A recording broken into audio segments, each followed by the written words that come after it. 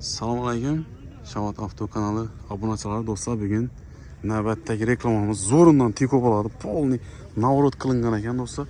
Farni ishlari ham polni dahshatli navrotlar qilingan. 4 dona paket balon qo'yilgan, motor remont bo'lgan. Xullas, mana ustini krishalar ham qaraytirilgan do'stlar. Holati zo'r. Salonga kiramiz do'stlar. Salon вообще Mercedes rullar qo'yilgan, lekin Chevrolet emblemat o'tdi. 132 ming kilometrga eng dahshat yeri Mercedes reflektor Tiko'da do'stlar.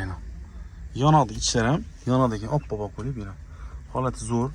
Pioneer original magnitofon o'tdi. Hozir eng qiziqli joyini o'tamiz do'stlar. Eng qiziqli yeri orqa stoplar ham qaraytirilgan. 2 dona Pioneer original kolonka, 1 dona bufer o'tdi. Mana cho'tchi holatda nomer alohida tema. General Davis bilan shu nomerda yuraverasizlar. Holati zo'r, lekin mashin cho'tchi ekan. Stoykalar ham ishini ko'tarib.